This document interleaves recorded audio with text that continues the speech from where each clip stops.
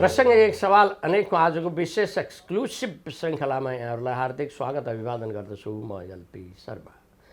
दर्शकवृन्द, March 20लाई संयुक्त राष्ट्र सङ्घले अन्तर्राष्ट्रिय खुसी दिवसको रूपमा मनाउन थालेको पनि लगभग एक दशक बितिसकेको छ।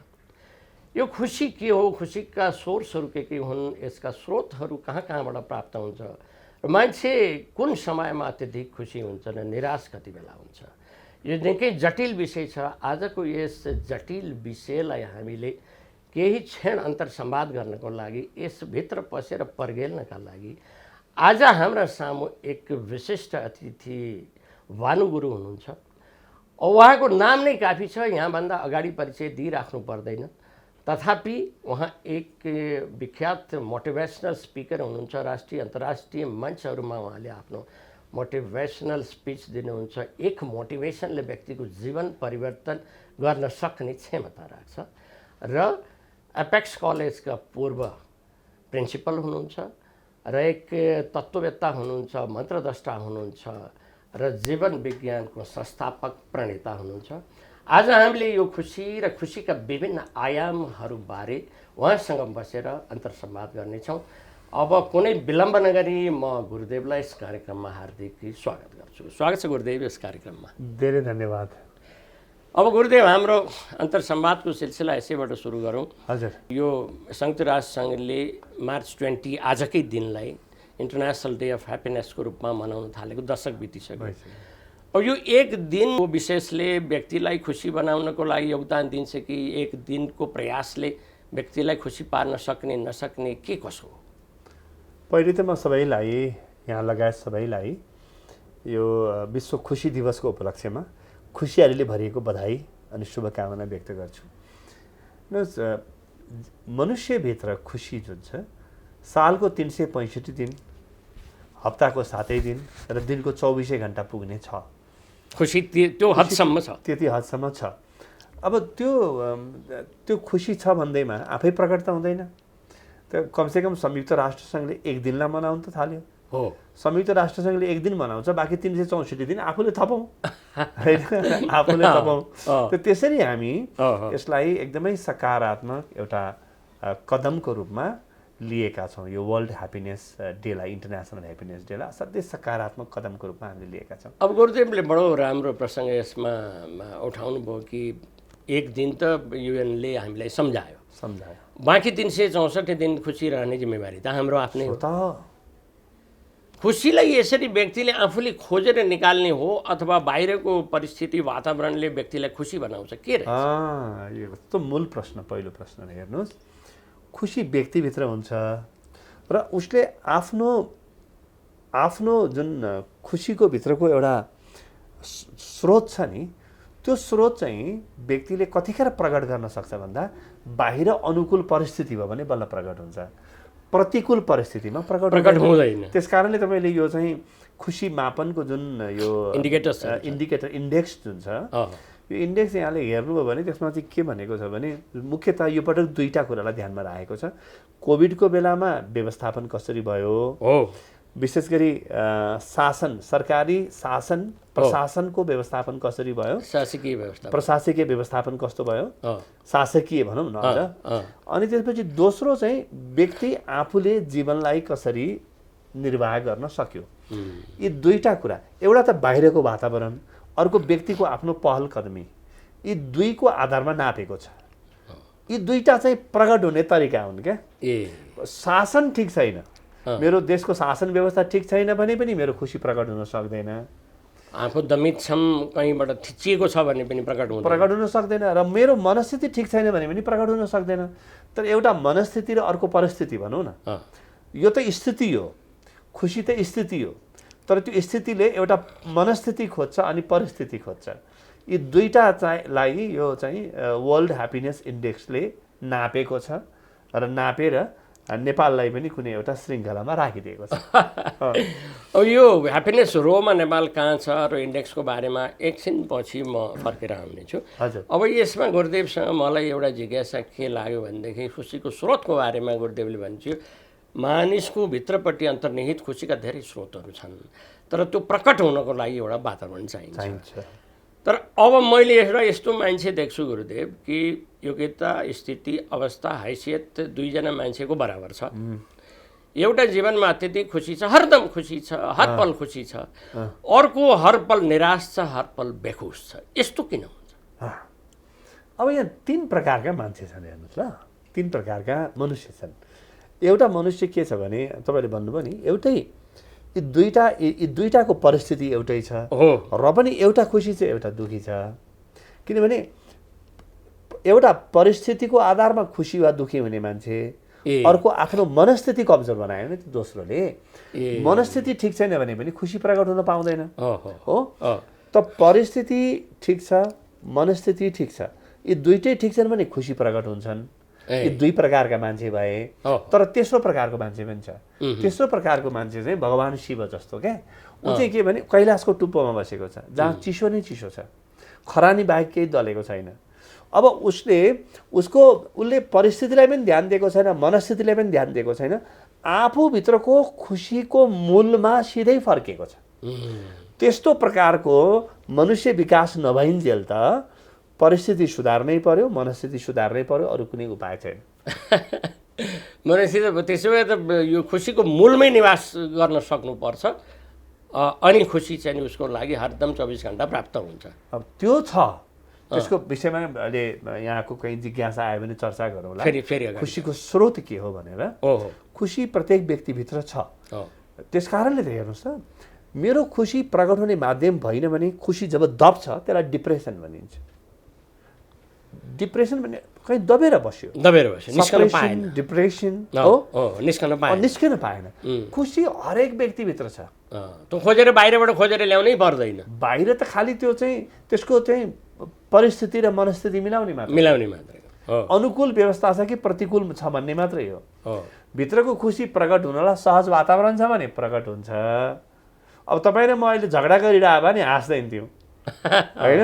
अहिले हाम्रो परिस्थिति र मनस्थिति हामीले अलिकति मिठो गफगाफ गर्ने, खुसीको चर्चा गर्ने भनेका छौँ, हाँसेर कुरा गरिरहेछौँ। यो अनुकूल वातावरण भयो। अलिकति हामीले यहाँ झगडा गर्ने वातावरण सिर्जना गरेको भए यो प्रतिकूल वातावरण हुन्थ्यो। प्रतिकूल वातावरणमा खुसीको प्रस्फुटन हुन सक्दैन। प्रतिकूलताले त्यसलाई बाहिर निस्किन दिँदैन, खुसी दबाउँछ। अब गुरुदेव मलाई एउटा प्रसङ्ग यसै विषयमा निकाल्नु मन के लाग्यो भनेदेखि, खुसी जब मान्छेको भित्रै आन्तरिक यो एउटा अन्तर्वस्तु व्यक्तिको भित्र छ भनेदेखि यो विश्वका धेरै धनी कहलिएका ग्रुप अफ 7 जुन राष्ट्रहरू छन्, यी ग्रुप अफ 7 का राष्ट्रहरू पनि ह्याप्पिनेस इन्डेक्सको रोमा कहिल्यै माथि आउन सकेनन्। यिनीहरू पछाडि नै छन्। व्यक्ति पनि धेरै धनी मान्छेहरू पनि खुसी उनीहरूले प्रकट गर्न नसकेको र खुसीको खोजीमा अझै पनि हिँडिराखेको, भौतारिराखेको देखिन्छ। यो खुसी र सुखको बिचको दूरी के हो? त 3टा कुरा हामीले भन्यौँ। एउटा परिस्थिति, दोस्रो मनस्थिति, तेस्रो स्थिति। अब परिस्थिति जतिसुकै सुधारे पनि मनस्थिति ठिक छैन भने खुसी आउँदैन। मनस्थिति ठिक हुनु पर्यो। अब यी धनी राष्ट्रहरूले परिस्थिति त धेरै सुधारे, मनस्थिति छैन, सुविधा धेरै छ हो। परिस्थितिले सुविधा दिन्छ, मनस्थितिले सुख दिन्छ, स्थितिले खुसी दिन्छ। यो सुविधा हो। सुविधा धेरै सुविधाको माझमा पनि म दुखी मान्छे हुन सक्छु। धेरै छन्। अब जस्तो फिनल्यान्ड चाहिँ सबैभन्दा सुखी देशमा 5 पटकसम्म सर्वाधिक सुखी देशमा पर्छ। तर फिनल्यान्डका सबै व्यक्ति त्यतिकै खुसी छैनन्। सबै त छैनन्, हुन सक्दैनन्। किनभने नि कतिको परिस्थिति भिन्न प्रकारको होला। कसैको परिवारमा स्वजन परिजनको मृत्यु भएको होला, उसको परिस्थिति भिन्न होला। कति भित्र मनमा निराशा बोकेका मान्छे होलान्, उसको परिस्थिति, उसको मनस्थिति ठिक नहोला। त्यस कारणले बाहिरको कुरा मात्रै हेरेर हुँदैन। अब मान्छेले यी 3टै कुरा सम्हाल्न थाल्नुपर्छ। पहिलो भौतिक विज्ञानले सम्हाल्छ परिस्थितिलाई, मनस्थितिलाई मनोविज्ञानले सम्हाल्छ र स्थितिलाई अध्यात्मले सम्हाल्छ। यी तिनटै कुरा जीवनका अनिवार्य तत्त्व हुन्। यो तपाईँ यी तिनवटै कुराबाट बच्नै सक्नुहुन्न। अब गुरुदेवले अघि भर्खरै एउटा प्रसङ्ग उठाइसक्यो कि यो फिनल्यान्ड जुन छ, फिनल्यान्ड चाहिँ 5औं पटक पनि चाहिँ ह्याप्पिनेस रोमा माथि नै छ, टप नै छ, अब अगाडि नै छ। सँगसँगै नर्डिक कन्ट्रिजहरू छन्, ह्याप्पिनेस रोमा, दोस्रोमा डेनमार्क छ, स्विजरल्यान्ड छ, आइसल्यान्ड छ, त्यसपछि द नेदरल्यान्ड्स छ। यिनीहरू रोमा त छन् अगाडि। अब यिनीहरू चाहिँ नि जहिले पनि अगाडि आएको हुने, अनि अरू राष्ट्रहरू पछाडि र नेपालको पनि स्थिति त्यति निराशाजनक देखिँदैन। र यी देशहरूबाट र यी देशका वासीहरूबाट हामीले सिक्नुपर्ने कुरा चाहिँ के रहेछ? एउटा दुईवटा कुरा मैले देख्छु। जस्तो फिनल्यान्डका वासीहरू अथवा चाहिँ स्विजरल्यान्डका वासीहरूबाट हामीले सिक्ने दुईवटा कुरा छन् हामीमध्ये। एउटा त हामी व्यक्तिको रूपमा पनि कति व्यवस्थित छौँ, मेरो जीवनलाई कति व्यवस्थित बनाएँ हो, कति म अर्गनाइज छु, कति म जीवनलाई सरल तरिकाले लिन्छु। आफ्नो जीवनमा तपाईँ कहीँबाट कार्यालयबाट जीवन विज्ञान आउनुभयो अथवा जहाँसुकै तपाईँ आउनुभयो, तपाईँ आउँदाखेरि नि तपाईँले पहिल्यै सोच बनाएर उपयुक्त प्रकारको साधन प्रयोग गरेर आएको भए तपाईँको धेरै कुरो व्यवस्थित हुन्छ, अर्गनाइज हुनुहुन्थ्यो, तपाईँलाई सजिलोसँग अहिले हामी कुरा गर्न मिल्ने ठाउँमा तपाईँ आइपुग्नुहुन्थ्यो। तर त्यो नमिलाएको भए, व्यवस्थापन ठिक नभएको भए बिग्रिन्थ्यो। त्यहाँको मान्छेले व्यवस्थापन गर्न जान्यो एउटा। र अब हाम्रो शासन व्यवस्थाले उनीहरूबाट सिक्ने भनेको चाहिँ के हो भने वातावरण कसरी सिर्जना गर्ने त। वास्तवमा सरकारले गर्ने भनेको वातावरणको सिर्जना गर्ने हो। खुसी त प्रत्येक व्यक्तिभित्र छ। खुसी त ब्रह्माण्डमा तपाईँले कसैले कसैलाई दिनै सक्दैन, दिनु पर्दैन, चाहिए भन्दा बढी पहिले नै हामीभित्रै छँदैछ। किनभने उनीहरूबाट सिक्ने, व्यक्तिले सिक्ने हामी कसरी बढी अर्गनाइज हुने, कसरी व्यवस्थित हुने, कसरी आफ्नो काम राम्रोसँग गर्ने भन्ने सिक्ने हो। र देशले सिक्ने चाहिँ त्यो वातावरणको सिर्जना कसरी गर्ने। स्वच्छता अब गुरुदेवले स्पष्ट ढङ्गबाटै भन्छु कि यो फिनल्यान्डवासीहरू, नर्डिक राष्ट्रहरू जुन छन्, त्यहाँका जनताहरू खुसी बेहद हुनुमा एउटा कारण सायद हामीले यो पनि बुझ्न सक्छौँ होला कि त्यहाँका वातावरण स्वच्छ छ, सफा छ, उनीहरू एकदम राम्रो सही शासकबाट शासित पनि छन्। र गलत तरिकाबाट हामी माथि चाहिँ गलत व्यक्तिले शासन गरेको छ भन्ने अनुभूति पनि सायद छैन। भ्रष्टाचार निकै न्यून छ, कम छ। र भ्रष्टाचारीहरूको कुरा हामीले गर्नु पर्दैन, यहाँ भ्रष्टाचार छैन भन्ने पनि होला। त्यही कारण चाहिँ व्यक्ति खुसी हुने रहेछ कि के रहेछ? यो दुई तिनवटा कुरा हेर्नुहोस्। यो मान्छेले जीवनमा जब केही कुरा बुझ्दै जान्छ नि, ज्ञान जब बढ्दै जान्छ अथवा बौद्धिक क्षमता बढ्छ, मान्छेले एउटा बिन्दुमा गएर के अनुभूति गर्छ भने नि खुसी हुनु मेरो मानव अधिकार हो। होइन, यो के अरे मानव अधिकारको सन्धि जुन छ संयुक्त राष्ट्र सङ्घको 1948 को सन्धि, त्यसमा पनि उल्लेख छ कि खुसी हुनु मानव अधिकार हो। हेर्नु ल, तर त्यो खुसी हुनु मानव अधिकार हो भने खुसी रहनु मानव कर्तव्य पनि हो। मलाई खुसी राख्ने ठेक्का चाहिँ कसले ल्याएको छ? रहनु त फेरि कर्तव्य हो, खुसी रहनु पनि म कर्तव्य हो। जसरी म स्वस्थ हुनु मेरो मानव अधिकार हो, तर स्वस्थमा आफूलाई स्वस्थ राख्नु मेरो कर्तव्य पनि त हो नि त। होइन, त अब त्यहाँको चाहिँ तपाईँले जुन कुरो सोध्दै हुनुहुन्थ्यो नि, ती मान्छेले हेर्नुहोस् लामो समयदेखि खुसी चाहिँ मेरो कर्तव्य हो है, म आफूलाई खुसी राख्नुपर्छ है। परिस्थिति भिन्न हुनसक्छ, कहिलेकाहीँ मनस्थिति पनि मेरो तलमाथि हुन्छ, जहिलेसुकै मन एउटै हुँदैन होइन। त मैले मनस्थिति र परिस्थितिको हातमा मेरो खुसीलाई बेच्नुहुन्न है भन्ने ती मान्छेले सिक्न थाले भन्ने देखिन्छ। तर यो दुईटामा सुधार छ। स्थितिमा अझै आइसकेको छैन त्यहाँको मान्छे। खुसीको स्रोत मभित्र छ र त्यो अजस्र स्रोतलाई मैले मभित्र नै खोज्नुपर्छ भन्नेमा अझै आइसकेका छैनन्। त्यो चाहिँ आध्यात्मिक तह हो। तर यी दुईटा तहमा उनीहरूले गरेको प्रगति चाहिँ अत्यन्तै सराहनीय छ र हामीले सिक्नुपर्ने पाठ हो। अब गुरुदेव एउटा कुरा मैले गर्छु, यो पूर्वीय दर्शनहरू जति पनि छन् त्यो पूर्वीय दर्शनमा चाहिँ नि अलिकति दुःख केन्द्री, साङ्ख्यभाव पनि दुःखै जीवन दुःखको महासागर छ भनेर भनिन्छ। श्रीकृष्णले पनि गीतामा भन्नुहुन्छ। तिमी विजय पराजयमा समभाव लिएर हिँड्नुपर्छ, कुनै चिज प्राप्ति र अप्राप्तिलाई बराबर रूपमा हेर्नुपर्छ भन्छ। अब हाम्रो बुद्ध दर्शनले त अब जीवनमा दुःख छ, कारण छ, निवारण छ आदि सबै कुरा भनेकै छ होइन। दुःख छ भन्ने कुरा चाहिँ नि यो दर्शन पूर्वीय दर्शनले स्वीकार गरेको अवस्था छ। यो दुःखलाई हटाएर हरदम र 24 घण्टा एउटा सुख पूर्वक रहन जिउनको लागि हामीले र प्रत्येक हाम्रा दर्शकहरू प्रत्येक व्यक्ति र जनजनले गर्नुपर्ने कुरा कर्तव्य चाहिँ के रहेछ? अब यहीँनिर हेर्नुहोस्, अध्यात्मको जुन इतिहास छ नि, अध्यात्मको इतिहासमा लामो समयसम्म दुःखवादी अध्यात्म चल्यो। किन चल्यो भने नि औद्योगिक क्रान्तिको पृष्ठभूमि आइसकेको थिएन। त्योभन्दा पहिले हेर्नुहोस्, भगवान् बुद्धको बेला 2500 वर्ष पहिले मान्छेले परिवारमा 5 जना छन् भने 5 जनाले काम नगरिकन खान पुग्दैन थियो।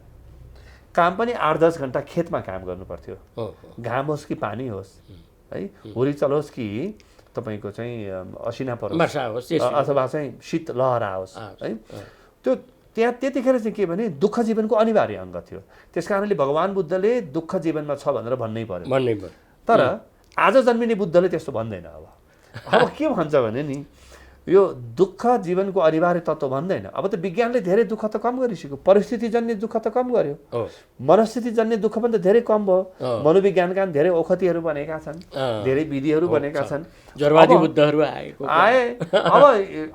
अबको मान्छेले के हेर्ने हो भने नि हामीले पूर्वी अध्यात्मले अब दिने योगदान भनेको के हो भने नि यो विकासमुखी अध्यात्म हो। एकै ठाउँमा स्थिर भएर रहँदैन, कसरी रहन्छ? अब हामीले दिने मान्छेलाई सिकाउने पाठ, आफूले सिक्ने अरूलाई सिकाउने के भने जीवन आनन्दको श्रृङ्खला हो। तिमीले जीवन जिउन जानेनौ भने जुन अनुभव आउँछ त्यसलाई दुःख भनिन्छ। त तिमी जीवन जिउन सिक, जीवनको विज्ञानलाई बुझ। बुझेनौ भने सहज जुन अनुभव आउँछ त्यो अनुभव दुःखको हो। यदि तिमी जीवनको विज्ञानलाई बुझ्यौ भने जुन अनुभव आउँछ त्यो सुखको हो। अब यो कुरालाई हामीले अत्यन्तै धेरै जोड दिनुपर्ने भएको छ, किनभने आजको युगमा दुःखवादी अध्यात्म टिक्दैन।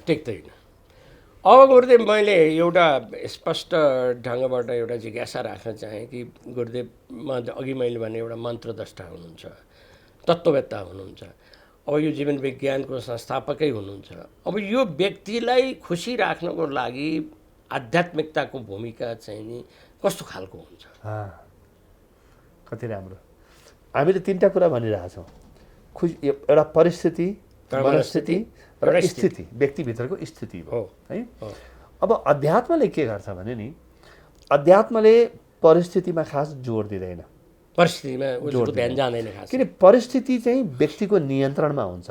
यदि व्यक्ति खुसी छ भने परिस्थिति सकारात्मक बनाउँछ, खुसी छ भने स्वतः सकारात्मक बनाउँछ। व्यक्ति दुखी छ भने परिस्थितिलाई नकारात्मक बनाउँछ। दुखी व्यक्तिले के अरूलाई पनि त दुःख सार्दै हिँड्छ, जे छ त्यही सार्दै जाने। त्यस कारणले अध्यात्मले चाहिँ 2टा विषयमा मूल काम गर्छ। एउटा स्थितिमा ध्यानको माध्यमबाट आफूलाई चिन, आफ्नो खुसीको अनन्त स्रोत भेटा। जस्तो अहिले लय विज्ञानको आज 7औं दिन हो, जीवन विज्ञान। अब लय विज्ञानमा हामी आफूभित्रको खुसियालीको मूल स्रोतसँग जोडिन सिक्छौँ र यसले मनस्थिति परिवर्तन गर र मनस्थिति परिवर्तन त यो स्थिति परिवर्तनले मनस्थिति परिवर्तन आउँछ र त्यसपछि तिमीले अब काम गर्न थाल्यौ भने तिम्रो जीवनको परिस्थिति पनि बदलिन थाल्छ। किनभने दुखी व्यक्ति कर्म गर्नु र खुसी व्यक्ति कर्म गर्नु त कतिको धेरै फरक छ। उसको वर्क एफिसिएन्सी आदि हरेक कुरामा हुन्छ। उसको सम्बन्ध राम्रा हुन्छन्, उसको स्वास्थ्य राम्रो हुन्छ, उसले सकारात्मकताको लगानी गर्छ, जताततै सकारात्मक कुरा देख्छ, सकारात्मक कुरालाई प्रश्रय दिन्छ। त्यस कारणले जीवन विज्ञानले सिकाउने भनेको आफ्नो खुसीको स्थिति चिन र मनस्थिति त्यही अनुसार बनाऊ र बिस्तारै तिम्रो परिस्थिति पनि परिवर्तन हुन्छ। एउटा व्यक्तिले गरेर परिस्थितिलाई परिवर्तन गर्ने कामको, त्यसो भए कामको उत्पादकत्व भनौँ, प्रोडक्टिभिटी, वर्कको एक्सेलेन्स भयो र जीवनमा प्राप्तिको लागि पनि व्यक्ति खुसी भइराख्नु अत्यन्तै जरुरी छ। जीवनको हरेक कर्म म यदि खुसी व्यक्ति छु भने मेरो प्रगति एकदमै सहज हुन्छ, पर्फर्मेन्स राम्रो भइ नै रहन्छ, पर्फर्मेन्स पनि राम्रो हुन्छ। हेर्नुहोस्, मेरो स्वास्थ्य पनि राम्रो हुन्छ, मेरो बोली व्यवहार पनि राम्रो हुन्छ, मेरो काम पनि राम्रो हुन्छ। र खुसी व्यक्ति हेर्नुहोस्, अघि भ्रष्टाचारको कुरा गर्नुभएको थियो, यहाँले हेर्नु होला, धेरै अध्ययन पनि भइसकेका छन् यस विषयमा। खुसी व्यक्ति भ्रष्टाचारी हुन सक्दैन, अनैतिक हुन सक्दैन, बेइमान हुन सक्दैन। किन? खुसी व्यक्तिभित्र नि एउटा सहज प्रकारको आत्मविश्वास आउँछ। आत्मविश्वास छ भने किन दुरुपयोग गर्छ? अरूमाथि शोषण गर्ने, दुरुपयोग गर्ने वृत्ति खुसी व्यक्तिको जीवनमा जन्मिँदैन।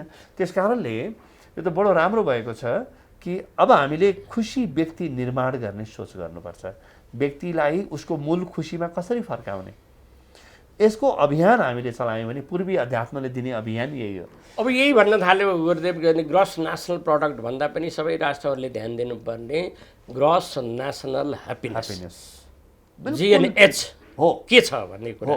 अब यो कुरो कति महत्त्वपूर्ण छ भने नि, धन प्रशस्तै छ तर दुखी व्यक्ति छ भने नि त्यो धन प्रयोग गरेर उसले बम, बारुद, छुरी, बन्दुक किन्छ र अरूलाई सताउन थाल्छ। दुखी व्यक्ति छ भने या आफै दुरुपयोग गर्छ। तर यदि त्यो धन धेरै छ, प्रशस्त छ, तर भगवान बुद्ध, भगवान कृष्ण जस्तो खुसी मान्छे छ भने उसले त्यो धन प्रयोग गरेर ध्यान केन्द्र खोल्छ, हैन? उसले धन प्रयोग गरेर अरू खुसियाली बाँड्ने एउटा नयाँ व्यवस्था, योग केन्द्रहरूको व्यवस्था गर्छ। उसले आध्यात्मिक ज्ञान फैलाउँछ। खुसी व्यक्तिको हातमा धन आयो भने। त्यस कारणले धन पनि कहाँ जाने भन्ने कुरा पनि छ। अब बिस्तारै त्यस कारणले ग्रोस नेसनल प्रोडक्ट मात्रै होइन, ग्रोस नेसनल ह्याप्पिनेस एकदम महत्त्वपूर्ण छ। धन धेरै भयो, व्यक्ति दुखी भयो भने आतङ्क जन्मिन्छ। पृथ्वीमा धन धेरै भयो तर व्यक्ति दुखी नै छन्, त्यस कारणले आतङ्क जन्मिरहेको छ, हो कि होइन? र करिब पृथ्वीको कुल बजेटको 40% जति सुरक्षामा खर्च भइरहेको छ अहिले। 40% बजेटको चाहिँ सुरक्षामा खर्च भयो भने अब मुख्य काममा खर्च हुने बजेट त एकदम कम भयो, धेरै कम भयो। त्यस कारणले क्यान्सर जस्ता महामारीसँग अझ पनि लड्ने रिसर्च हामीसँग आएको छैन। किनभने हामी दुखी व्यक्ति उत्पादन गरिरहेका छौँ। खुसी व्यक्ति उत्पादन गरौँ त सुरक्षा खर्चै कम हुन्छ। तपाईँको एउटा व्यक्ति, खुसी व्यक्तिले अर्का किन चोर्न जान्छ, अरूलाई किन आक्रमण गर्छ, ऊ आफू आत्मनिर्भर हुन्छ क्या, ऊ स्वावलम्बी हुन्छ, आत्मनिर्भर हुन्छ, आफै गर्न सक्छु भन्छ, आफै जन्माउँछ, अरूलाई दुःख दिँदैन।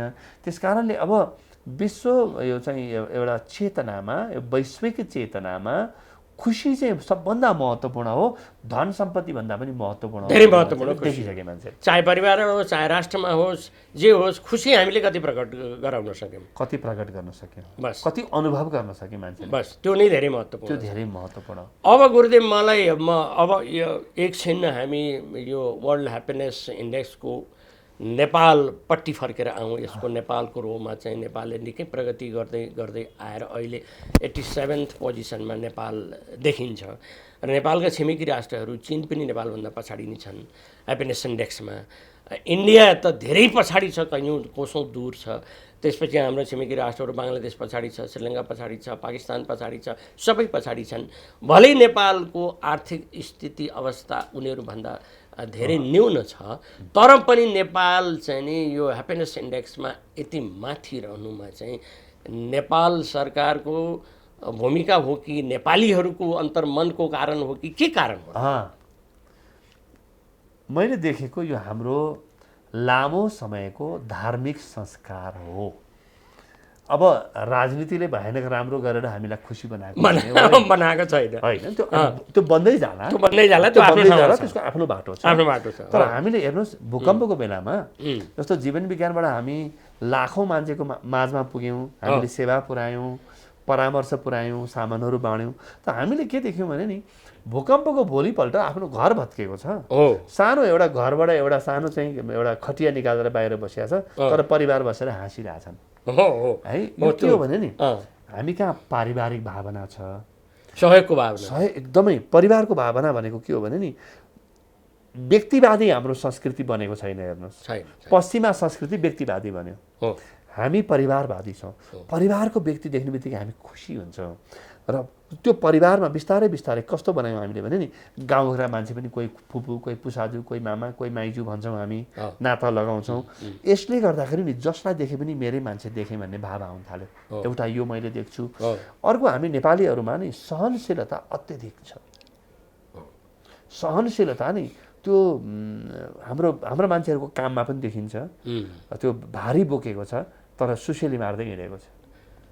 यो धेरै महत्त्वपूर्ण। भारी बोकेको छ, गीत गाउँदै हिँडेको छ। हामी हाम्रा पहाडका डाँडा काँडाहरूमा हामी गएर हेऱ्यौँ भने मेरो पुर्ख्यौली तरतरी चुहिएको छ, तर ऊ गीत गाउन छोडे होइन। मेरो पुर्ख्यौली तल बागलुङ हो, त्यहाँ देख्छु कि त्यत्रो अग्लो रुखमाथि चढेर त्यो डालो घाँस काटेका छन्, खेतमा काम गरेका छन्, तर गीत गाउन जोडाएन है, गीत गाउन छोडेका छैनन्। अब त्यो कहीँ न कहीँ हाम्रो जीवनमा सहनशीलता आएको छ कि यो धेरै ठुलो पुँजी हो। यो स्पिरिचुअल क्यापिटल हो देशको। स्पिरिचुअल क्यापिटल भनेको आध्यात्मिक पुँजी हो देशको। जसरी एउटा भौतिक पुँजी हुन्छ, आर्थिक पुँजी हुन्छ, भावनात्मक पुँजी हुन्छ, सामाजिक पुँजी हुन्छ, स्पिरिचुअल क्यापिटल पनि हुन्छ। यो हाम्रो स्पिरिचुअल इक्विटी अथवा स्पिरिचुअल क्यापिटल हो यो देशको। यो क्यापिटल प्रयोग गरेर, यो पुँजी प्रयोग गरेर हामी धेरै ठुला प्रगतिहरू गर्न सक्छौँ। अब गुरुदेवले त्यो प्रसङ्ग निकाल्छु। मैले पनि एकचोटि यो 2072 को भूकम्पपछि जिल्लामा गाउँमा गएको थिएँ। त्यति बेला निरीक्षण गर्दाखेरि गाउँलेहरू घर भत्किराखेको छ, तर पनि बाहिर आएर मान्छे हाँसिरहेको। कस्तो खुसी होला कति। अब यो त दुःखमा समेत उहाँहरूलाई, कोही नेपालीहरूलाई चाहिँ नि दुःखको भाव छँदै छैन, त्यो प्रकट स्वत भएर आइराखेको देखिन्छ। यो त विश्वकै लागि अनुकरणीय हुनुपर्ने जस्तो मलाई लाग्छ होइन। त्यसकारण पनि नेपालीहरूले यो ह्याप्पिनेस रोमा अगाडि मैले दुईटा कुरा मुख्य देखेँ। मैले भने नि, एउटा त हाम्रो सम्बन्ध निर्माण गर्ने कला अद्भुत छ। ऋषिहरूले एउटा अद्भुत श्रृङ्खला सुरु गरिदिए यो देशमा। अनि अर्को चाहिँ तपाईँको के भने सहनशीलता अद्भुत छ कि त्यही सहनशीलता तपाईँ जानुभयो भने नि भारतमा, चीनमा एकदमै कम पाउनुहुन्छ। पारिवारिक भावना पनि कम पाउनुहुन्छ, सहनशीलता पनि कम पाउनुहुन्छ। हाम्रो मान्छेमा छ यो कसरी बचाएर राख्ने र यसको अभिवर्धन कसरी गर्ने, यो चाहिँ अबको हाम्रो सामूहिक चिन्तनको विषय हो। अब गुरुदेव, हामी लगभग कार्यक्रमको अन्तिम चरणमा धकेलिसकेका छौँ। मैले छोटो जिज्ञासा मात्रै राख्न चाहन्छु। फेरि पुनरावृत्ति होला हाम्रो कुराहरूको, तर पनि फेरि म त्यसमा अरू थोरै जोड दिएर भन्न चाहन्छु कि व्यक्तिको जुन खुसीको कुरा छ नि, यो खुसीको लागि चाहिँ नि यो एउटा वे अफ लाइफ हो, यो स्किल हो, अथवा स्वत व्यक्तिले प्रकट गर्नुपर्ने विषय हो। यसो हेर्दा यो एउटा स्किल हो जस्तो पनि देखिन्छ, वे अफ लाइफ हो जस्तो पनि देखिन्छ। यसलाई चाहिँ वास्तवमा कसरी लिने? यस्तो छ, परिस्थिति साइन्स हो, मनस्थिति कला हो। परिस्थिति विज्ञान हो, मनस्थिति कला हो। कला त त्यहाँ आइ नै हाल्यो। स्थिति अध्यात्म हो। त्यस कारणले जीवन जिउने कला आउँछ भने तपाईँको मन प्रसन्न हुन्छ। अब विज्ञान पनि, विज्ञानको प्रगति, भौतिक प्रगति छ भने परिस्थिति ठिक हुन्छ, परिस्थिति ठिक भयो।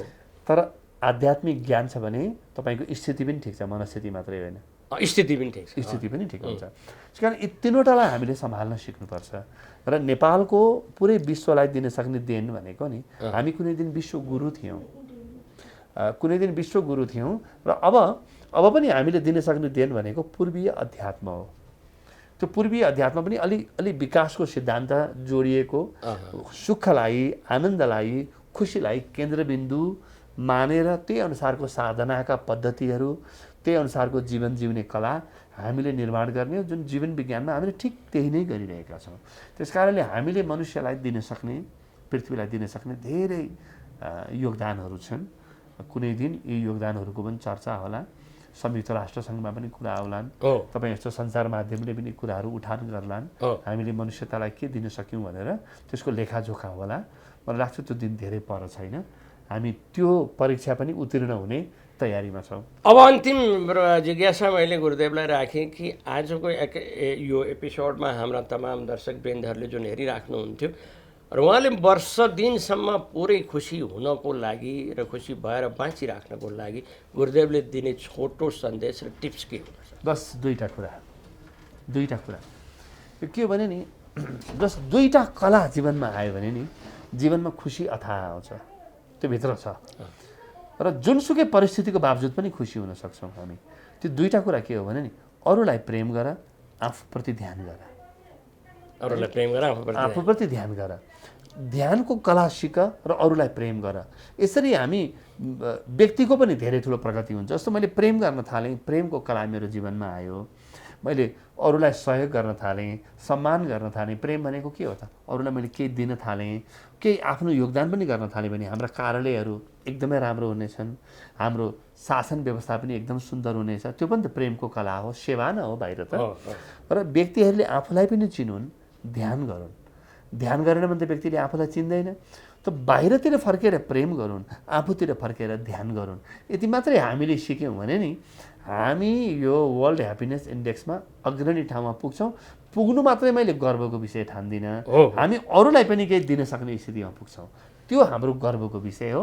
हामी त्यो बाटो हिँड्नुपर्छ। अब हस् त गुरुदेव, अब यो यति गहन विषयमा पनि यहाँ त केही समय, आधा घन्टाको समय लिएर यसमा चाहिँ नि यसका विभिन्न आयामहरूबारे चर्चा परिचर्चा गरिदिनु भयो। त्यसको लागि म मेरो व्यक्तिगत र टिमको तर्फबाट हार्दिक धन्यवाद, साधुवाद र वन्दना अर्पण गर्न चाहन्छु। धेरै धेरै यहाँलाई पनि धेरै धन्यवाद, यहाँ आफूलाई, यो कार्यक्रम युनिटलाई र प्राइम HD टेलिभिजन, यसका सम्पूर्ण मित्रहरूलाई र दर्शकहरूलाई पनि म हार्दिक धन्यवाद ज्ञापन गर्छु।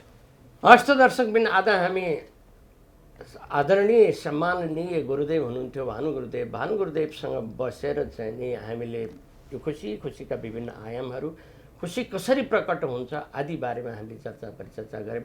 भानु गुरुदेव भन्दै हुन्थ्यो, वर्षभरि खुसी रहन सक्छ मान्छे, खुसीको स्रोत अथाह स्रोत व्यक्तिको जीवनभित्रै छ, आफ्नो शरीरभित्रै छ, आफ्नो स्वास्थ्यमै छँदैछ। तर त्यसलाई प्रकट गर्ने एउटा वातावरण चाहिन्छ। मान्छेले अरूप्रति प्रेम गर्न सक्यो भनेर आफूप्रति ध्यान गर्न सक्यो भने खुसी कहीँ जानु पर्दैन। अरू व्यक्ति 365 दिन 24 घन्टा खुसी रहन सक्छ भन्ने कुरालाई पनि हामीले यथायोग्य तरिकाले मनन गर्नेछौँ र यसलाई हामीले हाम्रो जीवनभित्र हामीले समाहित गर्नेछौँ भन्ने मैले कामना गर्न चाहन्छु। फेरि अर्को दिन अर्कै व्यक्तिसँग अर्कै प्रसङ्गमा जोडिने भाषा गर्दै आजको यस विशेष कार्यक्रमबाट म बिदा हुन चाहेँ। प्राइम टाइम टेलिभिजन हेर्दै गर्नुहुनेछ। हस्त नमस्कार।